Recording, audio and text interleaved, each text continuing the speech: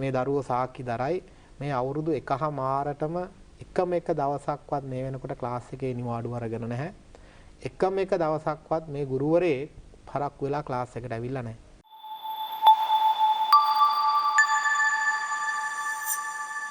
අපි ලොරන්ජන් සෙන්සෙත් එක පොඩ්ඩක් කතා කරමු දැන්. ශ්‍රී ලාංකේය දරුවොත් එක්ක තමයි කටයුතු කරන්නේ අය. කොහොමද අපේ දරුවන්ගේ තත්ත්වය කොයි විදිහට දකින්නේ කියන කෙනෙක් පොඩ්ඩක් අහමුකෝ. はい、先生スリランカの学生は先生の感想どうですかとちょっと説明してくださいって。感想そうですね。はい。まずとても素直で皆さん心の綺麗な方ばかりというのが第一印象です。ඒ කියන්නේ අපේ ළමයි නිතරම hina වෙලා හදවත යාළගේ ලස්සනයි කියලා යට දැනනවලු හදවත. はい、どうぞ。そうですね。ただちょっと意志が弱いというか気持ちが弱いなというメンタルの心配がちょっとあります。ඒ කියන්නේ心配කියලා කියන්නේ යාර කීගා ඒ කියන්නේ අපේ ළමයින්ගේ මෙන්ටලි එක ටක් ගාලා වෙනස් වෙනවා. ඒ කියන්නේ යොවයි කියන්නේ මදි කියන එක. ඒ කියන්නේ අර ස්ට්‍රෝන් ගතියක් ළමයින්ගේ කියන්නේ ජපාන් ජාතිකයන් එක්ක සසඳනකොට අපේ ළමයින්ගේ එහෙම යාට අර හිනාව හදවත ලස්සන වුණාට අපේ තියෙන අපේ භාෂාවෙන් කියනවා නම් අපි අර ගැම්ම කියලා කියන්නේ. ඒක කාලයක් ඒ කියන්නේ යාලා ආපු ගැම්මම ඉස්සරහට අරයි යන්නේ නැහැ. ඒක යාලගේ මදිපාඩුවක් කියන එක තමයි කියන්නේ. あとはなんかありますか？そうですね。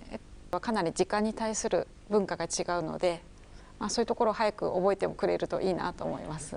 ඊට අමතරව ජපානයේ සංස්කෘතියයි ලංකාවේ සංස්කෘතිය අතර ලොකු වෙනසක් එයා දකිනවලු මේ වෙලාවට වැඩ කිරීම සම්බන්ධයෙන්. ඉතින් ලංකාවේ ගොඩක් ළමයි වෙලාවට වැඩ කරන්නේ නැහැ. ලංකාවේ ළමයි විතරක් නෙමෙයි ගොඩක් පිරිස. ඉතින් ඒක තමයි ජපානයේ හා ලංකාවේ තියෙන ලොකුම ગેප් එක නේද? ලොකුම වෙනස. මොකද ජපාන් ජාතිකයෙක් වෙලාවක් කිව්වොත් ඒක හරියටම වෙලාවට වැඩ කරනවා. උදාහරණයක් විදිහට දැන් මේ සෙන්සේ අවුරුදු එකහමාරක් ලංකාවේ ඉන්නවා.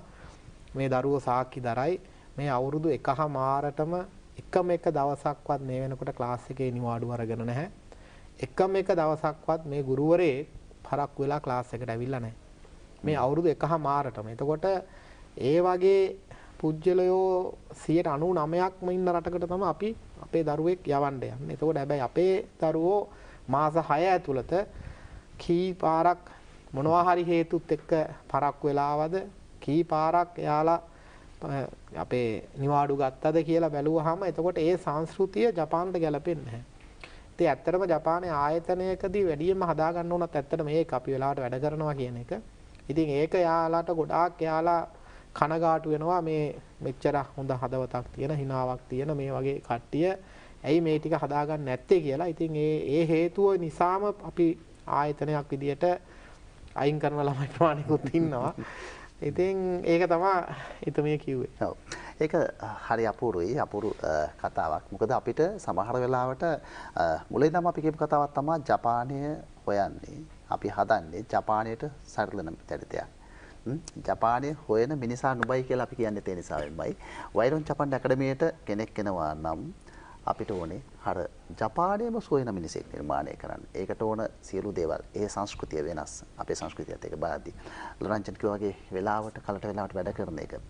අපේ තියෙනවා අපේ ඉලක්ක වලට යන ගති අපි හරි අඩුයි. පොඩ්ඩක් අපි ටිකක් මන්දගාමී. හැබැයි මෙන්න මේ සියල්ල වෙනස් කරන්න පුළුවන්. මාස 6යි ඔබට ඔබේ ජීවිතය සම්පූර්ණ වෙනස් කරන්න පුළුවන්. වෙනස් කරගෙන ලංකාවේ නෙමෙයි ජපානයට ගිහිල්ලාම රැකියාවක් කරන්න පුළුවන්.